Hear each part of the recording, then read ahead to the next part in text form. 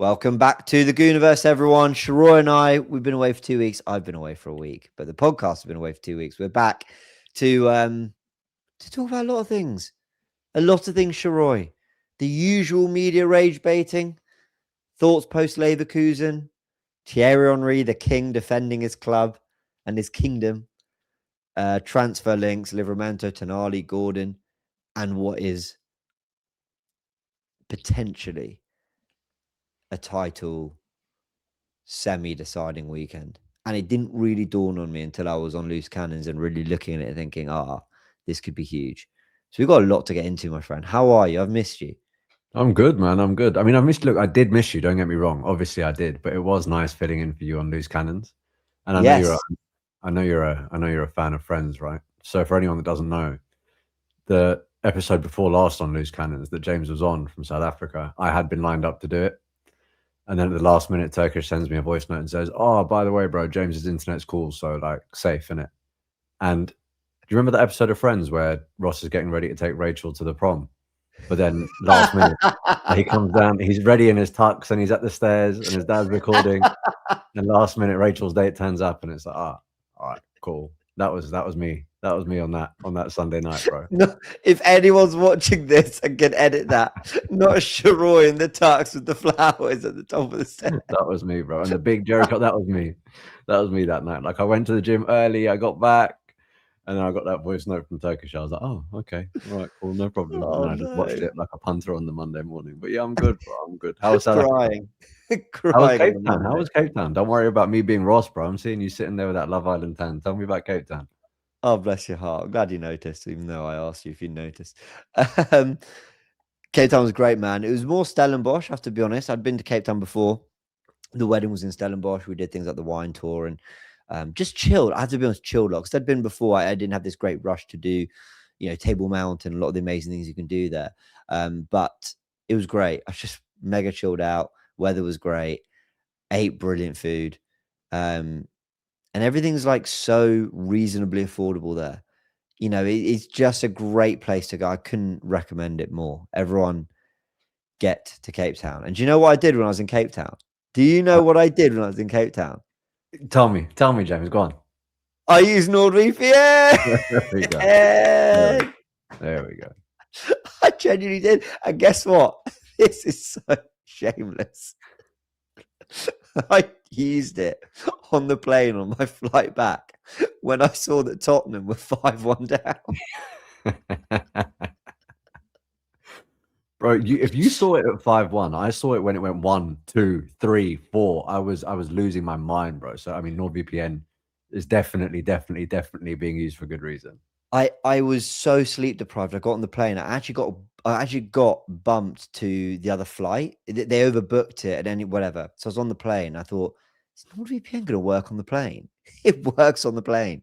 If only the internet connection would be a bit better. But yes, it works. It works on a plane, everyone. That's something we've learned. What else do we know? We all know it anyway. It's a virtual private network, NordVPN. It allows you to access content around the world. And it crucially allows you to access the content that you love at home when you travel the world, as I did going to South Africa. So, yeah, I definitely got a lot out of it. The other thing, genuinely, I was using it to stay secure when using public Wi-Fi because, like I've said, I've seen people get hacked because you just don't know. But by the way, it's true of wherever you're surfing the web from, public Wi-Fi. Yeah, there can be dangers there. There can be hacking issues. So yeah, go get yourselves NordVPN. Go to nordvpn.com/the Goonerverse to get the best discount. And it gives you an extra 4 extra months on a 2-year plan. The link's in the description below. But I've got great use out of NordVPN, as I do generally at home anyway with public Wi-Fi and stuff. But yeah, going abroad as well, just the other week and trying to watch Tottenham 4-0 down after 20 minutes. Yeah, I enjoyed it. I mean, look, bro, to be honest with you, my NordVPN plan, I think, is coming to an end. So I might need to use that Goonerverse code myself, bro, because it ain't like I'm getting any freebies from this. So I'm definitely you're going to have at least one punter using NordVPN.com/Goonerverse. Go and use it, Sheroy. There you go. And by the way, can we actually legitimately, sincerely thank NordVPN? They have backed this podcast all season, and they're backing us to the end of the season. I've never worked with a sponsor who have supported the channel. And it's because of all of you watching who are supporting the channel by tuning in, by clicking on the link, by giving it a go. I couldn't recommend it more. But even if you're unsure, even if you're not 100% sure if it's for you, you get a 30-day money back guarantee.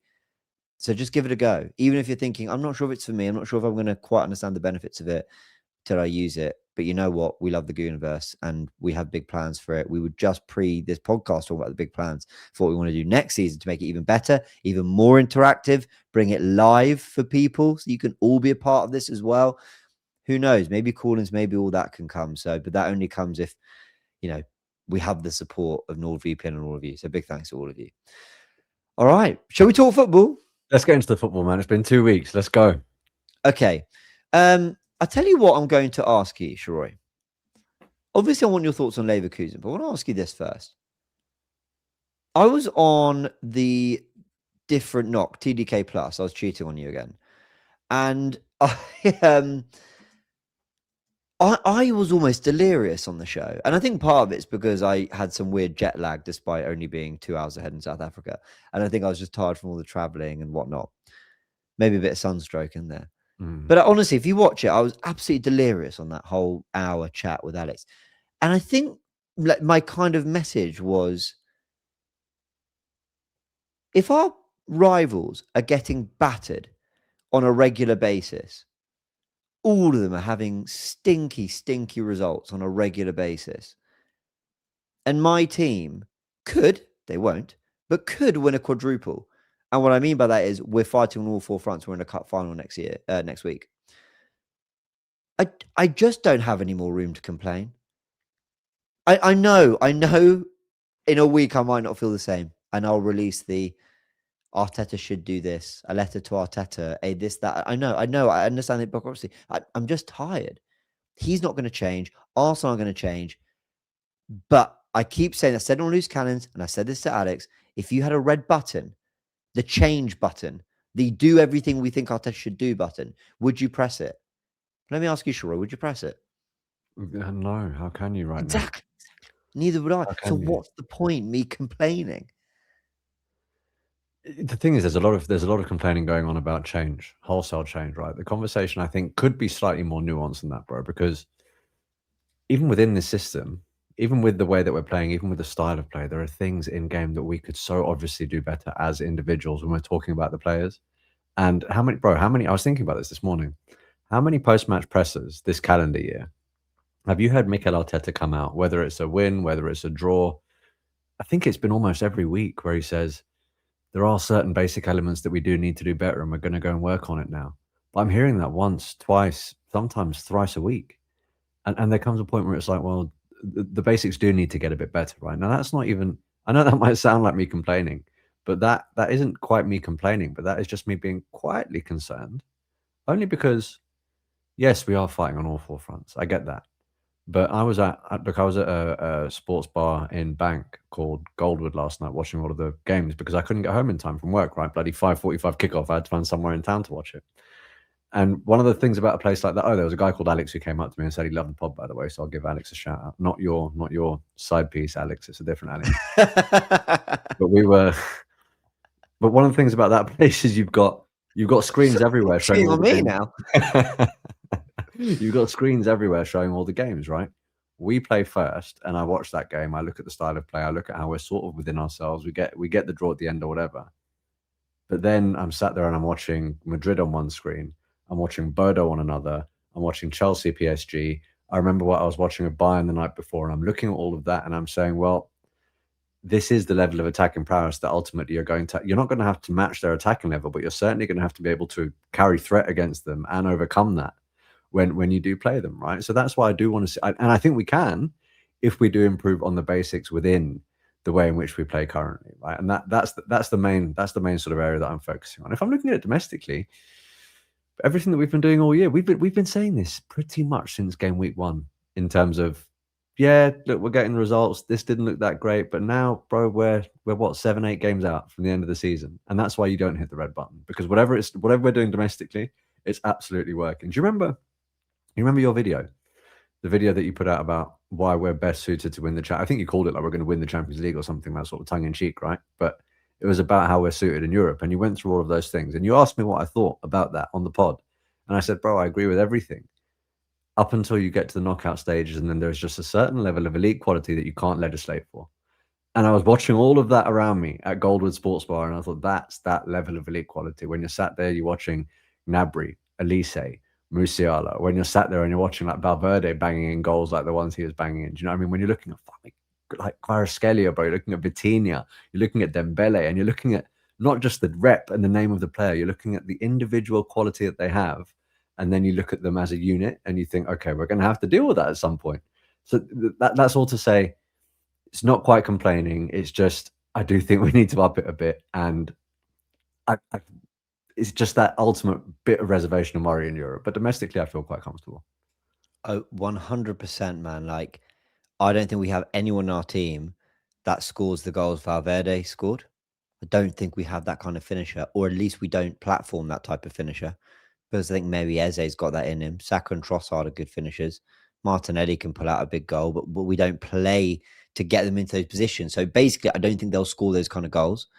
Then I say that I don't really know what I mean by that. I think I just mean like the long ball over the top, the touch in, like tight angle, the direct running. You know, that kind. I just don't think we score that kind of goal, or we get our best shooters, Saka, Trossard, and Eze, making those kind of runs in behind to get those kind of goals. Elise, I don't think we have that kind of freedom and expression in our team right now. And the most likely to pull out that kind of goal is a Saka, but he's not looked like that this season. Who else did you mention there? Well, even the Alvarez goal on the break, like that, just straight. I've got the ball. I'm going to leg it and I'm going to bury it. I haven't seen a goal like that for a while, right? Very good point. Yeah, I agree, and you're right. That's a level of elite quality we don't have, and that worries me more in a final. I think over 180 minutes of football, if our game plan is right, we can stifle it enough and find a way enough, because I think we're so physically dominant. Like, for everything you said there, Newcastle, and I wanted to ask you about this, like your feeling on, and we'll take it back to the style of play in a sec, but just your feeling on the reaction to teams in Europe, English teams in Europe. I think it's slightly overblown, you know. We play an incredibly physically demanding and emotionally demanding league, but mainly physically demanding league. We have an extra cup competition. And, you know, Chelsea, okay, they lost 5-2, but they were in that game for a lot of it. And really, for where PSG are and for where Chelsea are, it shouldn't be that close a game, but it was, because PSG haven't been all that this season, not like last year. They might click into gear. And Chelsea, well, they turned up on the day and they played well. But ultimately, they lost 5-2, and naivety and youth and all that maybe played a part. Liverpool, okay, they lost to Galatasaray. Do any of us think they're going out? Now, they might. I'd bet if I had to bet everything I own, I bet they're going to make it through. They'll win it 3-0. I think they'll be fine. Man City lost to Real Madrid. Okay, they also beat them 2-0 at the Bernabeu earlier this season. So yes, that was a bad night, but they've also had a very good night, literally the same campaign.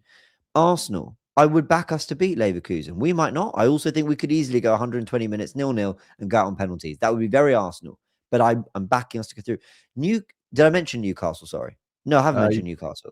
Go for Did it. I? Well, no. I think they were what sparked the thought. I think that's what it was. Yes, and then, you're right. Yeah. They ran all over Barcelona. Right. So that gives credence to the idea that the Premier League is playing on a physical level that a lot of Europe can't handle, even the most technically gifted side in Europe. So I'd love your take on that. And we'll go back to the style of play stuff, but what was your reaction to the way England performed in Europe? Because I think it was all a bit overblown. I said on my player ratings that it wasn't a good night for the Premier League, but having slept on it a little bit, I feel differently. Yeah, look, I mean, it wasn't a good night in terms of results, but I think you can almost analyze each of those games individually and realize that you can't paint it all with the same brush. I mean, when you're looking at the first thing I would say is the only team that you there suggested basically ran all over its opposition was the team that I believe was playing at home. Right? Every one of us was away. So I'm probably better placed to answer this question after the second leg, and then we can really talk about how English teams fare and we can see who goes through. But looking at the Arsenal game, how many of us, if we're looking at the classic cliche, right? Oh, it's only half time, bro. If you're going into half time and you've just scored a goal on the stroke of half time to make it level, you go, we scored at the right time.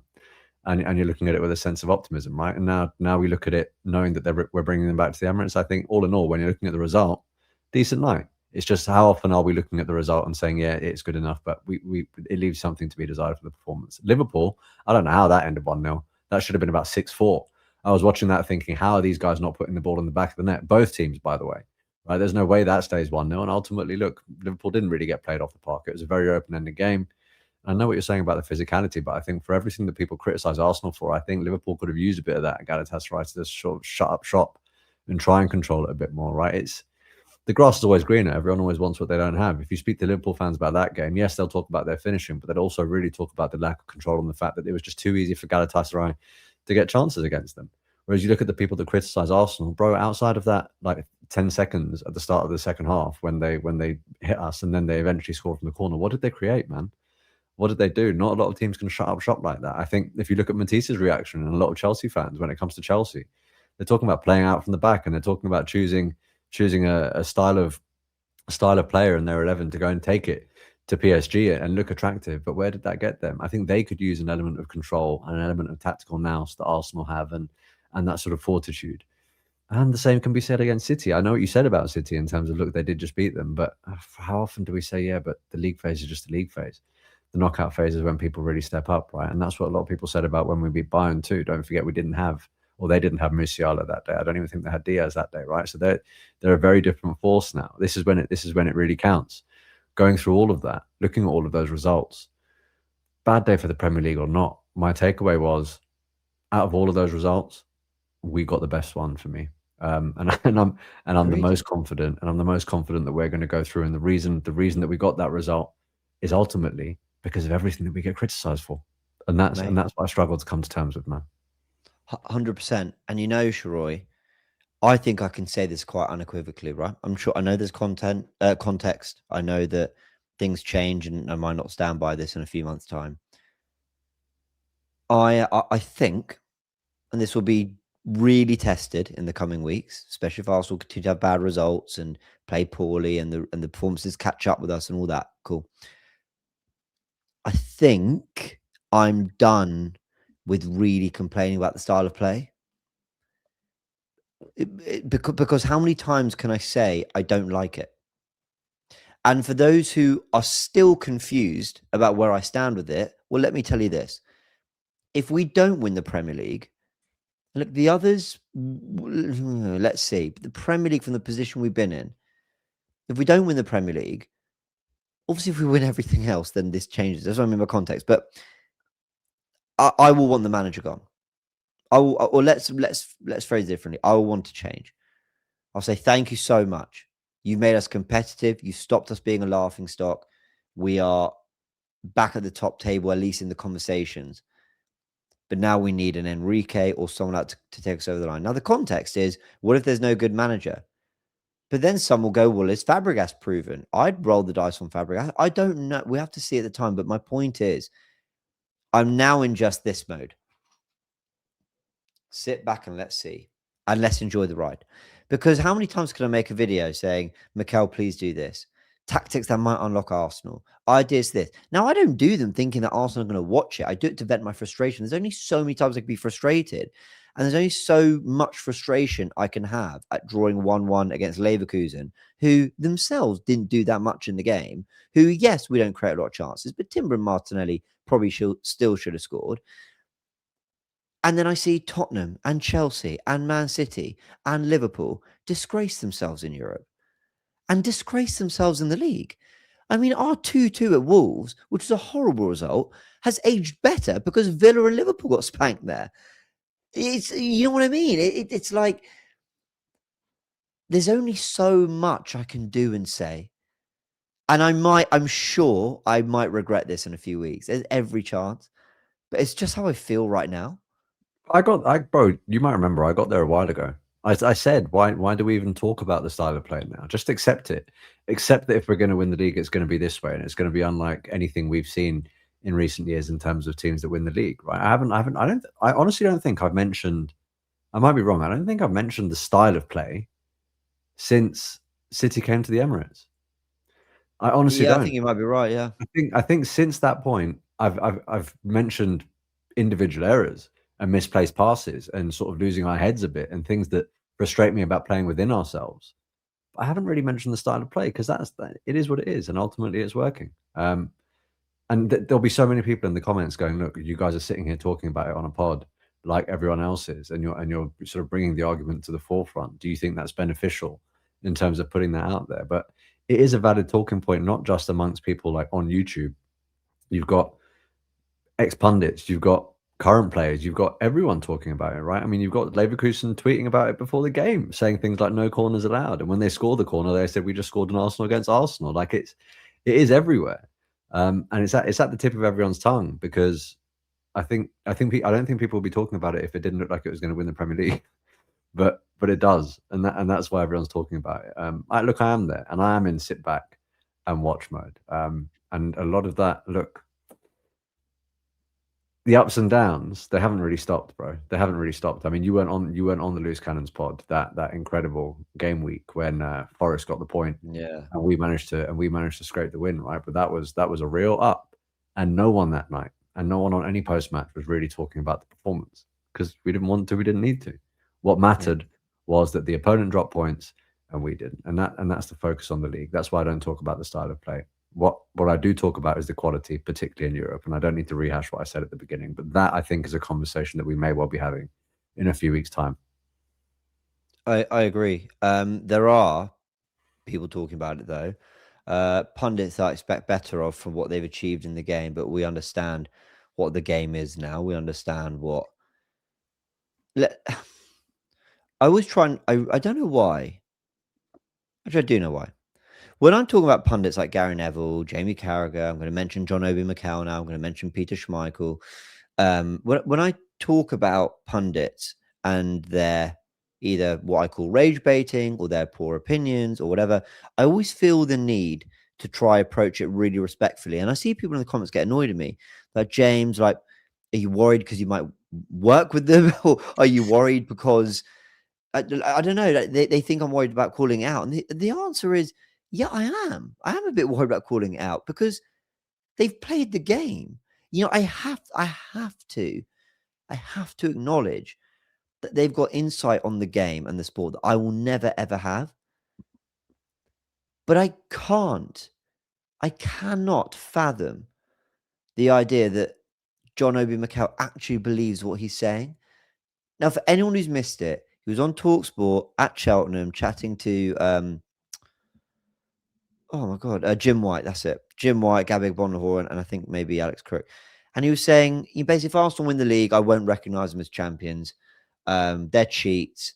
You know, they've spent $1 billion, whatever. Total rage baiting headlines and quotes or whatever. Now, he might actually believe that, in which case it just reeks of hypocrisy. The Mourinho side. I mean, John Terry only recently came out and said that, you know, he would go down if Cahill went down because Mourinho told him to as a rule that the ref had to stop play. You know, the Mourinho sides were the masters of the dark arts. He got praised for it for years, as does Diego Simeone and his side. So the hypocrisy is extraordinary. So it's either that, it's just basically you can't even see it, which is extraordinary, or it's world-class rage baiting. And here I am, enraged by it. Well, not enraged, but feeling the need to talk about it again on a podcast and defend my football club. What do you think it is, Sheroy? And then we can put Peter Schmeichel in that too, who's covering a Champions League game that had nothing to do with Arsenal, and who's basically praising, I can't remember who it was, and saying, oh, it makes such a change, unlike teams like Arsenal who are just trying to win on corners or whatever. Like, what are we doing? Is this really the level of insight that we get on some of the best broadcasts in the world? Is that really the level that some of us are giving us? Others are giving us brilliant insight, may I say. Cundy's spoken very well on Arsenal recently. Simon Jordan has. So I've got no issue with the broadcasters. But particular pundits, come on. Is this the best we've got? Before you watched that bit at Cheltenham, when was the last time the name John Obi Mikel came out of your mouth? Well, yeah. I mean, he said a similar thing on, I can't remember. It was another one. It was another show. And the presenter rightly called him out. And he sort of awkwardly laughed because it was such an embarrassing point he'd made. Point being, this guy was used to sort of being front and center during his playing days, mate. And since then, no one really talks about John Obi Mikel. You know, he's not that guy. But now everyone's talking about him. Now we're sat there talking about him. Now he's on the feed, right? Now he's relevant again. Sometimes that is the ulterior motive for doing that. But I'm not going to attribute that to everyone, because I do think some people genuinely believe it. I do think some people are, I don't want to use the word entitled, but I do feel like it's the right word. I do feel as though some people are so entitled that they feel as though they ought to tell someone else how they ought to achieve their objectives, as if Yeah. they're the sort of ultimate arbiter of it. So again, coming from someone like John Obi, right? Someone's saying that I won't recognize them as champions. That comes from a place of, it is for me to be able to recognize someone as a champion. Well, no, it's not. It's for the Premier League. Do you know what I mean? Like, it's like, what are you talking about? It doesn't matter whether you recognize us as champions or not. We're going to have the trophy. And I think there Can are a I lot of challenge people. you on that? Go on. I think you just made a great point, only I'd flip it. I think John Obi Mikel is smart. I think he's got his podcast, the Obi-Wan podcast, I think it's called. Great name. You know, he came into this football content creation world as a footballer or former pro quite quickly. I think he recognized where the game was going, and I think he knows it's total raging. And I bet if there was some weird world multiverse where we bumped into him, I actually bet he'd have a good chat with him and he'd banter you off and it'd be a laugh. Peter Schmeichel, on the other hand, I think genuinely believes what he's saying. I think he genuinely believes that corners are ugly and it's not like a way to play the game. I think he has this kind of purist mentality, despite him being, I mean, I read somewhere that he was the reason why the don't pick up the ball rule, the pass back rule started or something, because Really? apparently he abused it. I saw a clip of the ball constantly being passed back to him and him just picking it up. I don't know if that's true, by the way. But his team literally won a treble off the back of 2 corners late in the game. Like, you know, him, I think, so you're right to make the distinction. I think Peter Schmeichel, sorry, not his son, Peter Schmeichel, I think the way he talks, it does feel like a sort of like elite. I'm not entertained. I'm one of the greatest goalkeepers to ever live, and I'm not entertained by what I'm seeing. Whereas I think John Obi Mikel knows he's winding people up. Oh, fair enough. I mean, I haven't listened to John Obi's podcast. I don't know that the sort of lens through which he talks He about says the football. same things. He says the Fine. exact same stuff. But look, I mean, Schmeichel, bro, like, obviously Schmeichel's not going to like the way that we roll, man. When we're talking about the way in which we've sort of changed set pieces and everyone's standing on goalkeepers now and goalkeepers aren't getting fouls for all this sort of stuff, it's exactly what he would hate. He's a goalkeeper too, right? There's the sort of the team that he played for, and that sense of, we are the elite, and we did go down as one of the greater teams in English domestic history. So I almost have a right, and people are going to listen to me.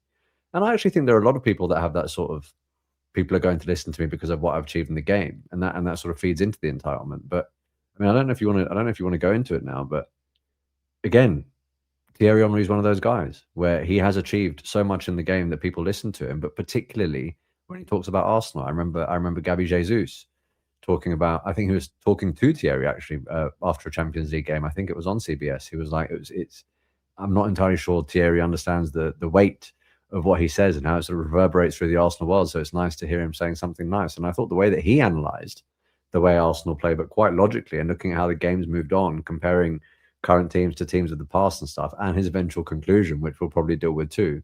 I thought of all of the stuff that I've heard this week, he's dealt with the overarching topic that people describe as rage bait, which is the style of play thing. But I think he dealt with it pretty well, man. He has been, you know, he's a legend on the pitch. He's a legend off the pitch. But this week, and I think for a lot of this season, man, I love the way he's represented Arsenal. The exact quote is, "You don't have to like how Arsenal play, but surely you can respect it." I'm not saying Arsenal win the Champions League or the league, but Simeone Mourinho used to be praised for playing a certain way. And he's saying, look, I'm not saying it's going to get us over the line, but you've got to respect that at the moment Arsenal are leading with something that basically people are following. I'm paraphrasing, I'm expanding on his point, because that's what he's implying. And, you know, I think he's sending a message to all those who have those kind of opinions. Listen, stop coming from my club, because you can hate all you want, but you'd all rather be in our position. Man United, Chelsea would all rather be in our position. Man City would rather be in our position, despite everything they've achieved. I'm talking position, not who we are, what we've achieved, not our history. Our position right now amongst these 4 competitions. And I love that Thierry Henry came and backed us the way he did. I like, and it goes back to what he said. And it stuck with me. This phrase, this sentence. He almost, I think I could say it verbatim. He said, "We asked Mikel to find a way," and that's why I think I've even taken a step back, because when our greatest player and our maybe greatest speaker on the club, like outside of the four walls of the club, when he's sitting back and going, "What, you expect it to be 11, 12 points clear? Like, relax. What, the style of play is not for you? We asked Arteta to find a way. What, people are complaining about it? Don't like it, but you've got to respect." When he's saying all this, who am I to sit here and just like type away and just moan about everything? Now, I've done a lot of that this season because I'm not going to lie about how I feel, but I'm just at the point of, all right, Thierry, let's go then. Come on, Arsenal. Jordan said on loose cannons. The more people go on about it, the more corners I want to score, the more ugly 1-0s I want, the more I want us to do it this way, because it's the way that's boiled piss around the world. So it's just where I am, mate. I felt exactly that way with the Brighton game. All that shit that was coming out of Hertzler's mouth before the game and the way he was behaving during, I was sat there going, No, Fabian Hertzler. I really hope it's a dirty 1-0. I really was sat there going, I really hope it's a dirty 1-0. And it was. It was. I'm just really upset we didn't score the goal from a corner. He's never sniffed a title. He's never come near the conversation. I think actually he's quite a talented young coach. But to just the audacity. And actually, I think it backfired on him. I think he thought, yeah, I'm speaking for the people. And I think a lot of people came out and went, "You've got 3 wins in 19 or something, mate. Shut up." Yeah. Like, what are you talking about? Focus on your side. It's like 300 million in 2 seasons. And like, you're not doing anything. You're not doing anything really this year. And you've got the audacity to have a go at the side that could win 4 trophies. Now, we won't win all 4. We might win none. But my word, we've had a better go at it than anyone else so far. Hertzler, I thought, embarrassed himself. Paul Scholes, I know he came out and like explained the carrot comments, but it was so weird. And why did it take him so long to explain it? Did you see that this? Didn't he also come out? Didn't Scholes come out and say they shouldn't actually hand out the Premier League trophy this year? Yeah. I mean, I think that was facetious and it was like a throwaway line. But yeah, like I'm sure Paul Scholes doesn't actually believe that. But it's just like, can we get slightly better insight from one of the best midfielders England's ever produced than, "I'm just not really that entertained"? Well, why aren't you? Because one of the managers who's not entertaining you is the greatest to ever do it and has delivered the greatest football Europe has ever seen. So if Pep Guardiola is not giving you that, and there's a team beating his team right now, can we get some insight on how that's happening? Outside of, "I just wouldn't give anyone the title. I'm not that impressed." Oh, all right. Well, end it there then. Fucking useless.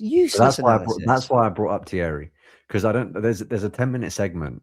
It's on YouTube. It's on the CBS YouTube channel. I think it's Thierry talking to Kate. He's got Cara there. He's got Micah there, and he looks at Arsenal versus Villa. He looks at Arsenal versus United this year, right? And he's like, look at the way that Arsenal have to build up from the back. All the stuff that people complain about, side to side, centre backs taking touches on the ball, try and go out wide. They eventually do get it out wide.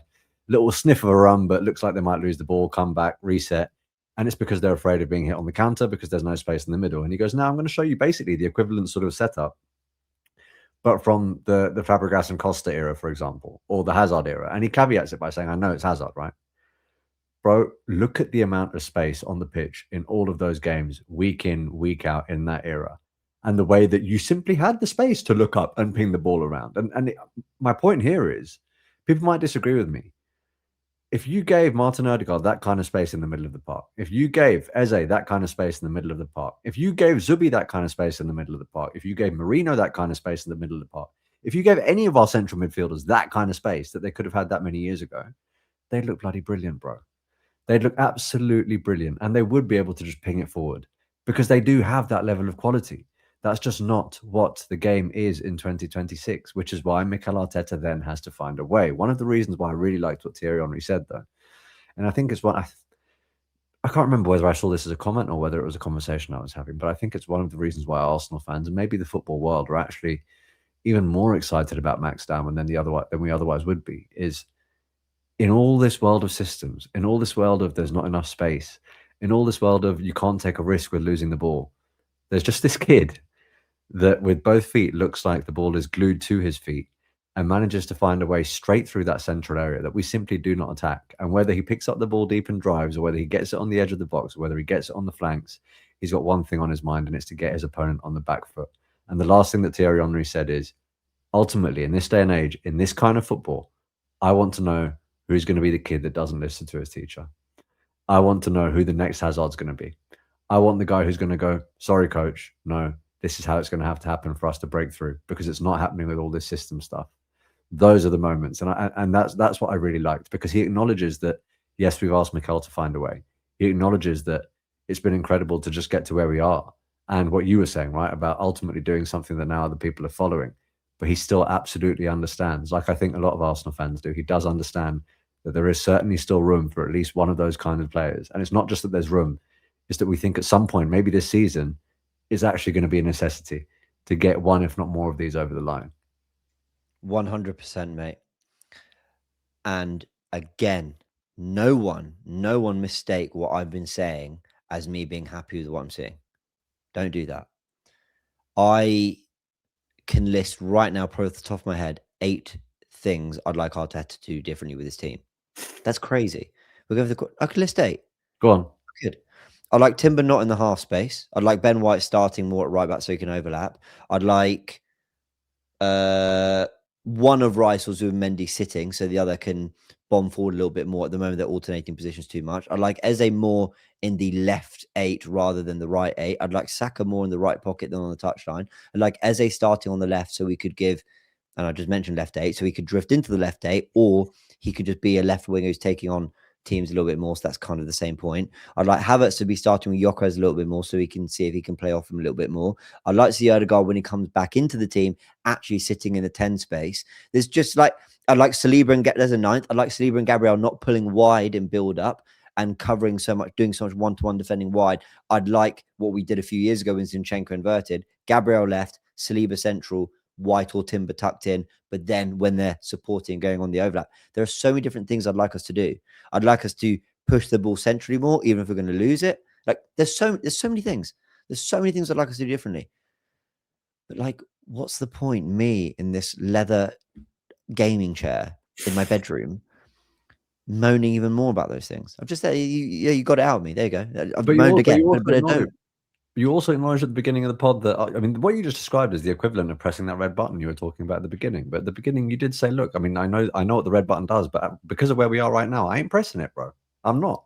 And if I was offered that red button, I wish I had an equivalent. If I was offered that red button and it said, press this and you'll get all those things, I wouldn't press it. Yeah. I wouldn't. Yeah. What? And then we blow everything up. And then my total lack of tactical understanding and coaching understanding, because I haven't done the badges, I haven't worked with Pep Guardiola, I haven't actually managed a Premier League side or even a local side. Did coach my university team. So all that lack of understanding is then suddenly I'm going to learn, we look a mess defensively doing that. Oh, our rest defense is appalling. Oh, Raya's conceding 3 goals a game because we're getting completely run through. Oh, that's why Timber stood there, because it meant he could win the ball back better. I know. So I'm not going to do it. I've enjoyed this. It's been a lively pod. I've needed that, bro, because I've been sat here. Yeah. It's just mad, bro. Like, I'm not saying that these teams didn't get criticised, but like Tottenham shipped 5, Chelsea shipped 5, City shipped 3. But since that Leverkusen game, I have just been hearing a lot of it's the same from Arsenal, though, isn't it? That's exactly why we don't want to see. And I'm kind of like, no, not this week, man. Not with everything that's gone on around us. This ain't the time. Here's my prediction. There will be 1, maybe 2 times where our football will cost us one of these trophies. It will. There will 100% be a game, but we sit here and we go, lack of chance creation, lack of having a go, lack of central access, lack of individual quality, flair, expression, platforming, all that. But I think we're going to get over the line. And I think we'll say the reason we did is, again, because of the style of football. Because when everyone didn't know how to handle the physicality and the messy nature of the Premier League, Arsenal were the big boys who could. That's my prediction. If I forced you to choose one where you think that's going to be the telling sort of determinative factor, which one do you think it would be? Because I personally think it will be the Champions League. We'll win the Premier League, I think. And I think it will be because of how we have approached it largely. I mean, which one do you think it would cost us? The Champions League. Yeah, same. I know I did the video before people in the comments. I can hear, but Yeah. you said, look, I said that it plays to us having an opportunity. We don't have the player quality, even for all the money we spend. We don't have the player quality that Bayern Munich have and Barcelona have or PSG have. So how can we say that we've got a chance against them? It's because of our game model. It gives us a chance. We are so good at limiting the opposition. We maximize set pieces. We stay in the game. We get the field tilt and the shots and the XG on side over 180 minutes. It can tell. Even against PSG last season, Marino up front, it nearly did. I know we lost it 3-1 on aggregate. We had chances. That could easily have been 3-2 to us. The game model allows us to be in games we shouldn't be when you're looking at the player quality of others. We don't have Pedri or Yamal or Rafinha or even Lewandowski or Harry Kane or Elise or Musiala. We don't have those players, those match-winning players, and yet a lot of people would think that Arsenal could beat them. Why? Game model. But ultimately, I think that Kvaratskhelia goal, that Dembele moment, is going to be our downfall once again. That's my ultimate prediction. Anyone else in that Dembele moment, they lay it off. Anyone else? I was sat there going, I can't think of an Arsenal player that tries that, but then shimmies back and buries it, bro. I was watching it in awe. Even the way Griezmann killed Spurs, Van der Ven slips, he's running through on goal, and he just tucks it away near corner. Cold. Yeah. Julian Alvarez running exactly. So there we go. That's my prediction. All that. But it's been a really good chat. We've really explored this in good detail. Let's talk about 20 minutes left. I think we're going to talk about the weekend in good detail, but I want a line from you at the end of the pod on transfers and the way it's looking at the moment. At the time of recording, only 1-2 hours ago, I released a video about Miles Lewis-Skelly. Supposedly, he's told Mikel Arteta he's not particularly happy and that he might want to leave. So let's see what happens there. But anyway, on this weekend, basically, I'll say this in a sentence.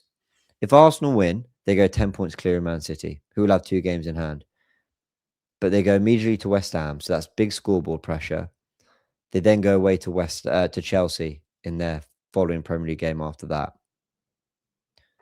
If Arsenal win this game and City don't win at West Ham, I said this would be the case for Liverpool, and I'll say it again. It's one hand on the title for me. It's huge, I think.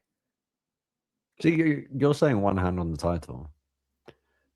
I'll go back to it. That Loose Cannons pod, that after City dropped points against Forest, everyone on that pod was sat there going, yeah, we're winning the league. We're winning the league. Yeah, some will say we've got it now. Yeah, one hand. Yeah. Yeah. I mean, but I know what you mean. We've been in that position, bro, when it comes to the scoreboard pressure, right? And how often did we hear, well, points on the board is better than games in hand? And I know that is cliche, but let's just look at City now, the state of them. You've described the games that they have. I think Jordan made a really good point, actually, that with Vinny missing that penalty to make it 4-0, it still does give City a sniff in that second leg where they can't just go there and be like, I can completely write this off. I mean, just in front of their fans, they have to go there and from minute one be full gas, to use Mikel Arteta's phrase. They have to be absolutely full gas to try and clear that deficit, right? So they still need to feel like they're doing something there, and then they've got Chelsea away. And look, man, I know we sit here and we talk about how we're the only sort of domestic team to have beaten a Rosinha side or whatever, but when we went to Chelsea and they had 10, we didn't find it easy. Even though we looked a lot better than them in the first leg, they pulled it back to 3-2, and it took us basically until the last minute at the Emirates, right? They're no mugs, and even against PSG, yes, they got their tactics wrong, but they showed that they do have the quality to punish you. I agree with you, but I want to ask you this in terms of City's mentality now. Let's say we do win. Let's say we do beat Everton. Knowing what's just happened to them in the Champions League, if they do go on and beat West Ham, which I think you feel they're going to do, Yeah. Are you still saying one hand on the title, even though the gap will be the same as it basically is now, because you think they won't get past Chelsea? What is it that makes you think? That's such a good question.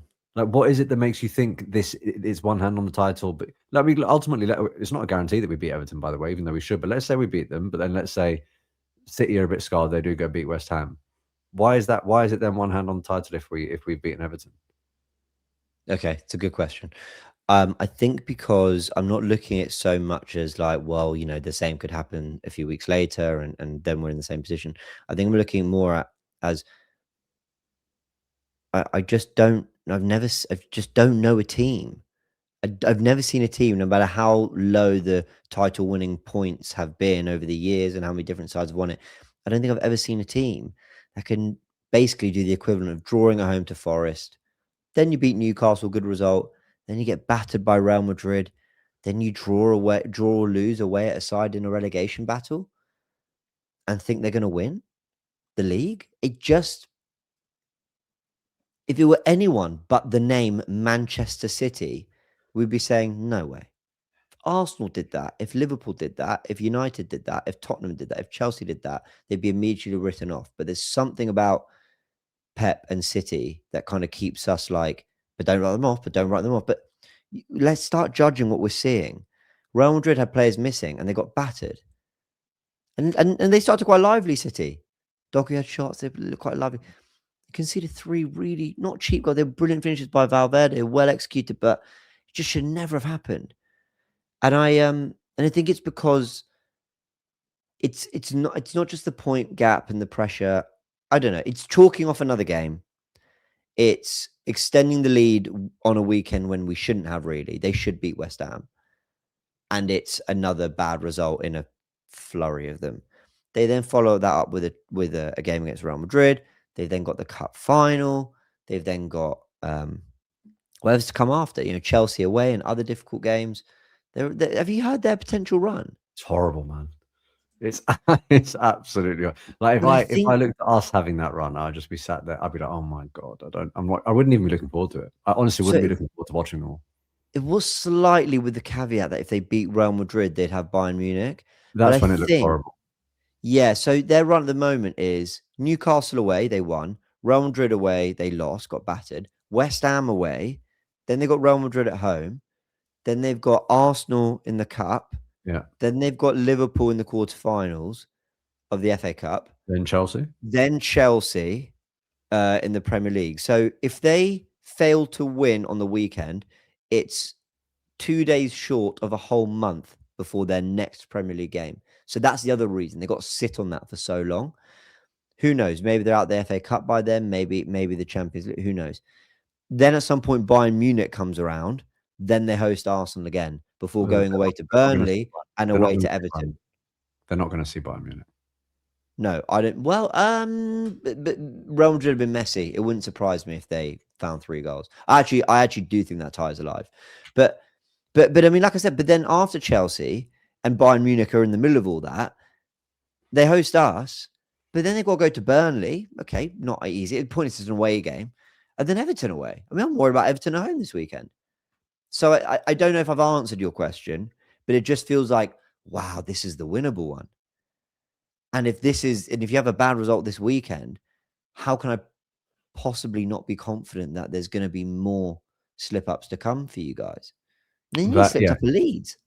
Yeah. I hear you. And the reason I asked is because, look, I know it may well be the title of the pod. I don't know what you're going to do word for word, but I know you made the statement, and I know that the viewers, the listeners would have really wanted an insight as to what made you feel that way, right? Now, what makes I do agree with what you said. What makes me feel that way is I'm looking at it in terms of Arsenal now.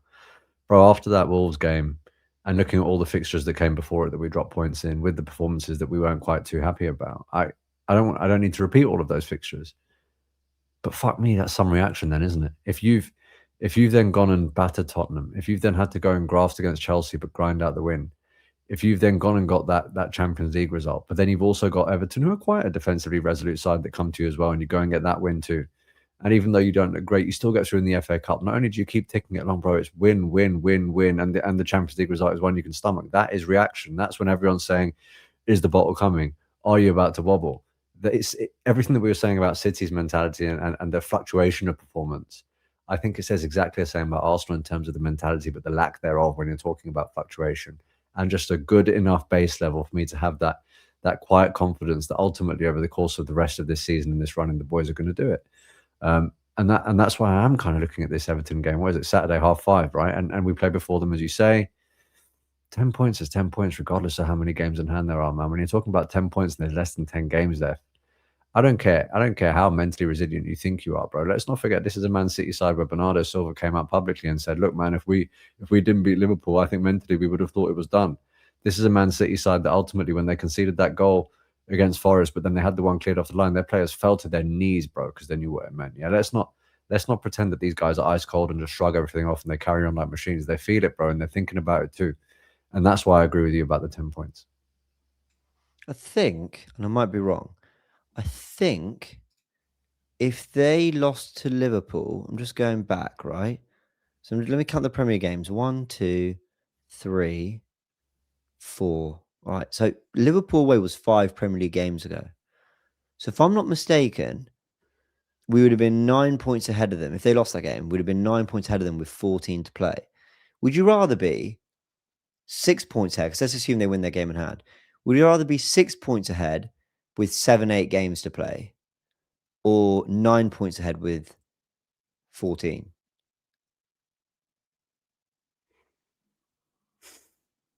Six for 7. Yeah, I would too. 6 for I 7. would The too. closer you get to the finish line, I'm like 6 points I looks a lot want bigger. I want to be closer to that finish line. Well, yeah, that's exactly how I see it. So that's Yeah. really interesting. I want that, and again, maybe that answers your question from my perspective of why I feel like it feels so big. Because if they were to drop points, yeah, no, Sorry, no, no, sorry. no, it's okay. Just to, if they failed to pick up the points, all 3 points against West Ham, they sit on that for a whole damn month. If we win, they sit on that for a whole damn month with that gap. I think that's massive. I think that's a really big deal. And I think even if they beat us in the Carabao Cup final, but that's the gap, I don't know if it swings the momentum in the title race that much. I could be wrong, but we'll talk about the final next week. We get to preview that here on the Goonerverse podcast. What were you going to ask me, my friend? No, it's just what I was going to say is I'd be really, really intrigued if in a couple of weeks we can just go back to those predictions we did as to the running and see how we're getting on this pod. Because I remember when we were doing it and I think we had City down to drop points in 4 games, us to drop points in something similar. The comments were like, "You lot are mad, bro. It's City in a running. You think they're dropping points in any of these games? They're going to do you lot as well, right?" A couple of weeks later, they're going to drop points to Forest, bro. And then they go in and have the result that they did at the Bernabeu. Obviously, I know it's a tough place to go, but it just goes to show you that it's not that far-fetched to be predicting that both these teams drop points in the running, man. Well, Sheroy, your 2 points, if we're doing it points, I don't know how to explain it. If we're doing it like if we're scoring the points that they're dropped, let's say, you're 2 points up on me. So basically, you're leading essentially. So I'm saying, I'm 2 points I thought they down. draw So Leeds, and I thought they beat Forest, but they beat exactly. Yeah. So you flip that, and you're correct. Whereas I thought they'd win both. So that's what I'm trying to say. You're on course, whereas I'm 2 points behind my prediction at the moment. So that's interesting. That's interesting. What did we both have for their Chelsea away? I had them to lose. You had them to draw. Okay. All right. It's April 12th, It's in ages. I know. It's in ages. Like, it sounds ridiculous to say, yeah, and after that, they've got Chelsea. So they've got a lot more to do. I mean, unless Palace is squeezed in before. But according to here, it's not been put back in yet. So anyway, let's see. All right. The time is 53:46. I know because I'm time coding it. That's the huge weekend. Probably the thing we talked the least about. But I mean, how many times can we keep saying, "Oh, it's huge, and if we win, we're going to win the league"? We know that. We know with every passing week, we're getting close to that moment. Tino Livramento. I think his name's Carlos Luqueba. Who's the Leipzig? Is he Castello Luqueba, a Leipzig French left-footed centre back. Sandro Tonali, Goretzka, who's Leon Goretzka, Anthony Gordon, Julian Alvarez. Those are the names at the moment. Which are likely? Which do you want? What does it mean for Miles Lewis-Skelly? Give us your thoughts.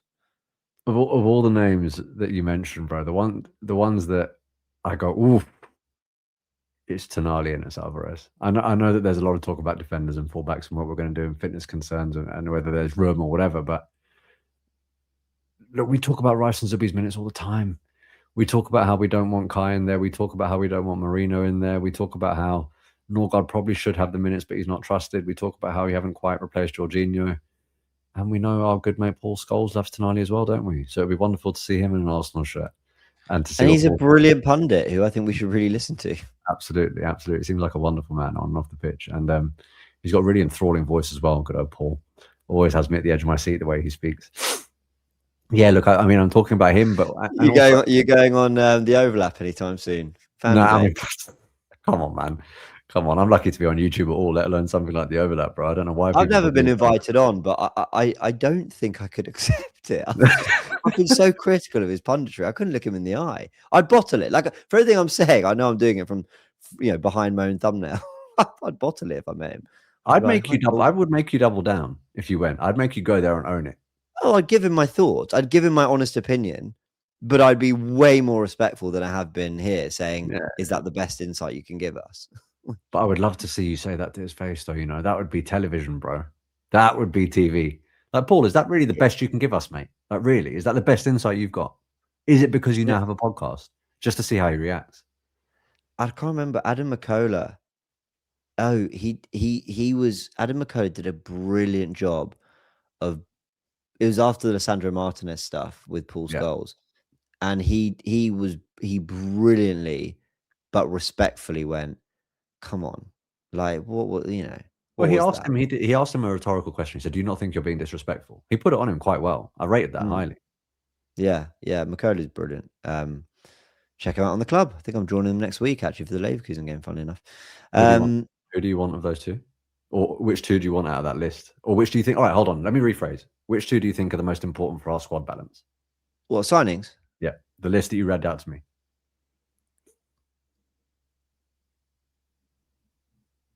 Julian Alvarez. And yeah, I'd say Tonali with no outgoings. If it was just adding to this group, it's Tonali and Alvarez, I agree. But let me paint you a picture. Lewis Skelly goes out on loan. So Nkapie and Calafiori become the left backs. So we need Lukeba as another left centre back. We do need that. Ben White, I think, is going to leave. It's just something about the minutes he's playing, the injuries. And I think he rates himself, and he should. He's a brilliant player. So I think there's really something to this Tino Livramento stuff. So I think two defenders could come in again. I think it might just be a position that Arteta continues to replenish because it's so important to him. Add Tonali, then Tonali, Rice, Zubimendi, Waneri, Erdegaard, Eze, Marino can cover in midfield. I think Norgard will go too. I think irritating. I think Martinelli and Trossard will stay because Arteta just trusts them. Then you got Dalman, Madueke, Saka, and then I think Jesus goes, and maybe one of Gyökeres or Havertz, but I think Jesus definitely does. In which case, you add Alvarez to that, and then I think there you go. I think that's our summer. So Lukeba, Livramento, Tonali, Alvarez, or more likely a right back, a centre back, a midfielder, a striker. I think that could be the window. I know it's a bit early to talk about it, and we shouldn't really be talking about it and getting excited about it. But the fact that we're being linked with these players, bro, it says something, right? And it's no coincidence that they're in areas of the pitch that we all feel that we do need to address. We probably will need to address. And I agree with you, man. I think there's going to be a lot of sort of sentimental goodbyes this summer. It's just about what is it going to be from a winning position or is it not? Let's just hope it is. And I think if we win the title, I think it makes it more likely.